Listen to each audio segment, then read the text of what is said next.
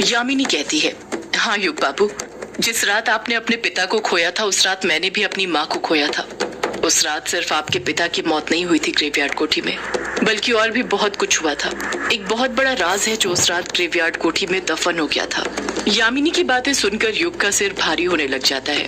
उसका सिर घूमने लग गया था। उसे यामिनी की बातें बिल्कुल समझ नहीं आ रही थी कि ऐसा कैसे हो सकता था। युग परेशान होते हुए यामिनी से कहता है, ये तुम क्या कह रही हो यामिनी? मेरे कुछ समझ नहीं आ रहा है। यामिनी युग को देखते हुए कहती है, बताती हूँ युग बाबू, मैं सब बताती हूँ। आज मैं आपको वो सच बताने जा रही हूँ जो मैं कभी नहीं चाहती थी कि आपके सामने आए। युग यामिनी को एकटक नजर से देखते हुए कहता है, तुम किस सच की बात कर रही हो यामिनी? यामिनी नम आंखों के साथ युग से कहती है, युग बाबू, आप जानना चाहते हैं कि मैं आपकी जिंदगी में क्यों आई थी, क्यों बार बार आपके इतने करीब आने की कोशिश करती थी? युग खामोशी के साथ यामिनी की बातें सुनते रहता है, पलटकर कुछ नहीं कहता है। ऐसा लग रहा था जैसे यामिनी की बातों ने उसे शब्दहीन कर दिया था। यामिनी अपने दिल पर पत्थर रखते हुए कहती है, युग बाबू, मैं आपकी जिंदगी में इसलिए नहीं आई थी क्योंकि मैं आपसे प्यार करती थी, बल्कि मैं एक मकसद के साथ आपकी जिंदगी में आई थी, और वो मकसद था आपको मारना। मैं आपको मारने आई थी। जिस तरह मैं बाकी मर्दों को शिकार बनाती हूँ उसी तरह आपको भी अपना शिकार बनाने आई थी। युग नम आंखों के साथ ना में अपना सिर हिलाते हुए कहता है, नहीं यामिनी, ये सच नहीं है। तुम फिर से झूठ बोल रही हो ना, मुझे बचाने के लिए, ताकि मैं तुमसे नफरत करूं, तुम्हारा साथ छोड़ दूं।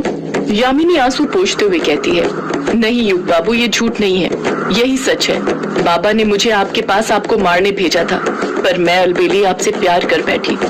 युग हैरानी के साथ यामिनी से पूछता है, मतलब तुम्हारे बाबा ने तुम्हें मुझे मारने को कहा था, पर क्यों? यामिनी जवाब देती है, मुझे नहीं पता युग बाबू। अभिमन्यु बीच में दखल देते हुए कहता है, क्यों यामिनी, क्या तुमने कभी अपने बाबा से पूछा नहीं कि वो क्यों चाहते थे कि तुम युग को मार दो?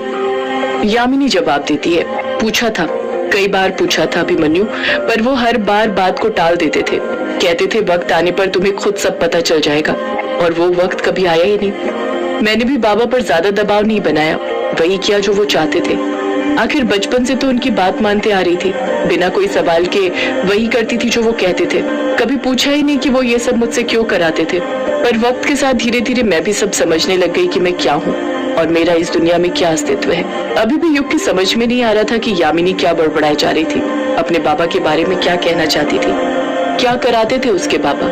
यामिनी बचपन के पलों को याद करते हुए बोल पड़ती है, मुझे तो याद ही नहीं है कि मेरी माँ दिखती कैसी है, पर बाबा कहते थे मैं उन्हीं पर गई हूँ, हूबहू उन्हीं की तरह दिखती हूँ। अगर हम दोनों साथ खड़े हो जाएं, तो कोई पहचान ही नहीं पाए कि माँ कौन है और बेटी कौन। युग यामिनी को बीच में टोकते हुए कहता है, तुम्हें कैसे याद नहीं यामिनी कि तुम्हारी माँ कैसी दिखती थी?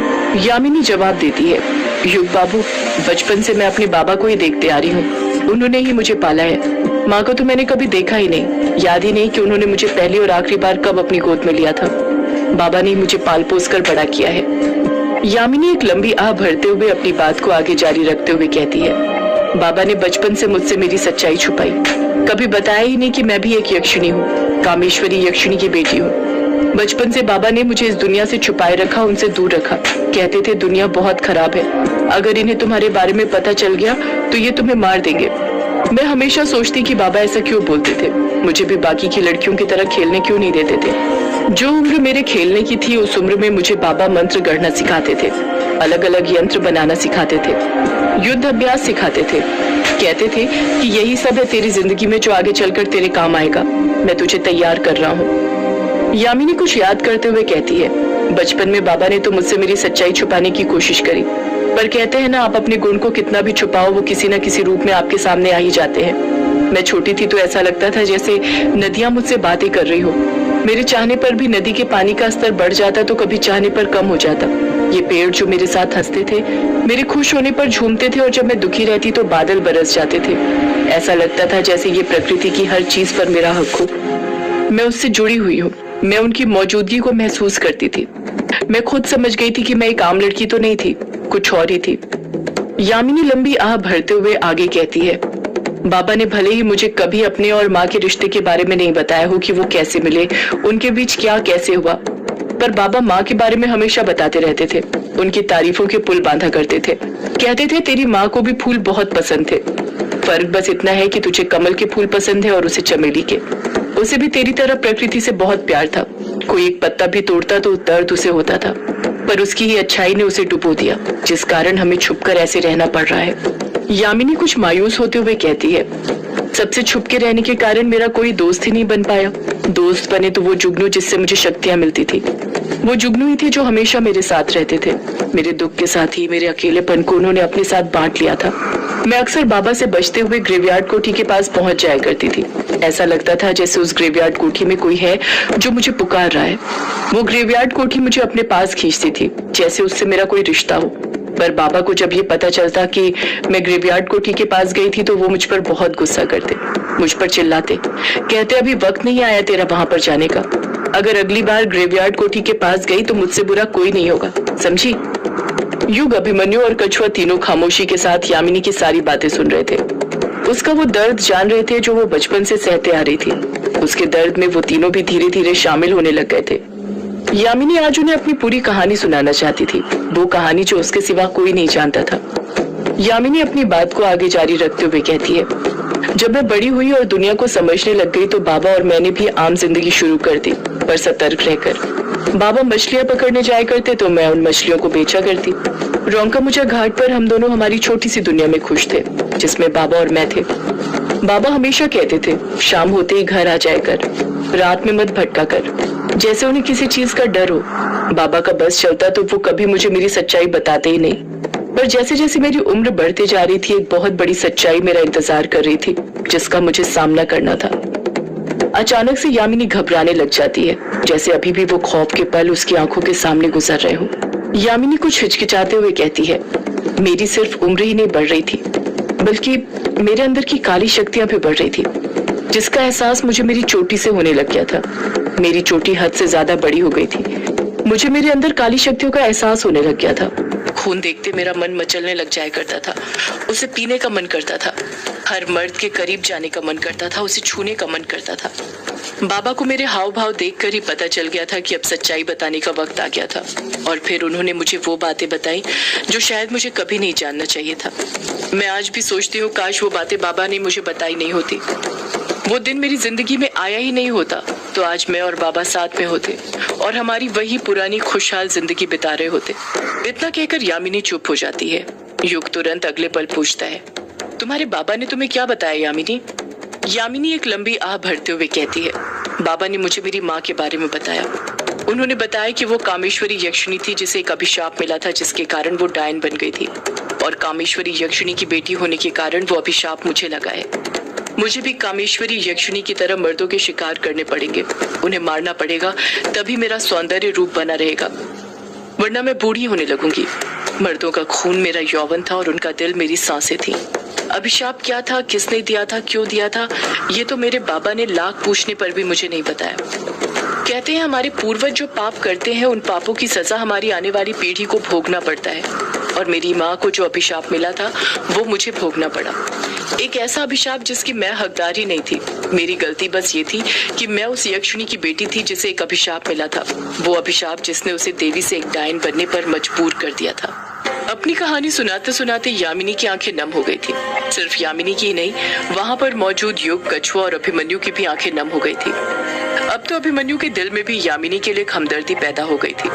उसे भी उसके दर्द का एहसास होने लग गया था कि बचपन से लेकर अभी तक उसने कितना कुछ सहा था और कितना कुछ सहना बाकी था। यामिनी अपने जीवन की दर्द भरी दास्तान आगे सुनाते हुए कहती है, बाबा के कहने पर मैंने अपने इस अभिशाप को भी कबूल कर लिया था और अपने आप को तैयार कर लिया था मर्दों का शिकार करने के लिए।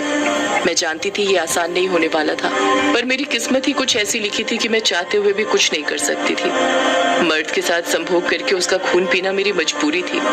मैं 21 की होने वाली थी और डायने अपना पहला शिकार 21 की उम्र में ही करती हैं। उसी वक्त उनका यौवन उन पर हावी होता है। मेरे जीवन का पहला शिकार करने का वक्त आ गया था। बाबा और मैं उसकी तैयारी में लगे हुए थे। अभिशाप के मुताबिक यक्षिणी को अमावस्या की रात मर्द के दिल की आहुति देनी पड़ती थी, तभी वो भेंट चढ़ता था जिसके लिए उसे पूजा करनी पड़ती थी। वो पूजा संपन्न करने के लिए उसे उन फूलों की आवश्यकता होती थी जिसमें उनकी जान बसती थी। हर यक्षिणी को अलग अलग फूल पसंद होते हैं। उन्हीं फूलों की महक से उनका बदन महकता रहता है। माँ को चमेली के फूल पसंद थे तो मुझे कमल के, और मुझे कमल के ढेर सारे फूलों की जरूरत थी जो गांव में मौजूद नहीं थे। वही लेने के लिए बाबा दूसरे गांव गए थे, और जब वो कमल के फूल लेकर वापस आ रहे थे तब उनकी आपसे पहली बार मुलाकात हुई थी युग बाबू। जैसे ही यामिनी ये बात बोलती है, युग को याद आता है कि यामिनी एकदम सही बोल रही थी। उस रात जब युग रज्जन से ट्रेन में मिला था तो युग ने रज्जन के पास एक सफेद झोला देखा था जिसमें ढेर सारे कमल के फूल रखे हुए थे, और जब उसने उससे पूछा था कि वो इसका क्या करेगा तो रज्जन ने कहा भी था कि अमावस्या आ रही है और उसे पूजा की तैयारी करनी है। अब उसके सब समझ में आ रहा था कि रज्जन ने उस रात ऐसा क्यों कहा था। एक प्रकार से उसने सच ही कहा था। यामिनी आगे कहती है, जब बाबा ने उस रात आपसे बात करी और आपने उन्हें बताया कि आप युग हैं, लेखक बाबू के बेटे हैं, तो वो समझ गए थे।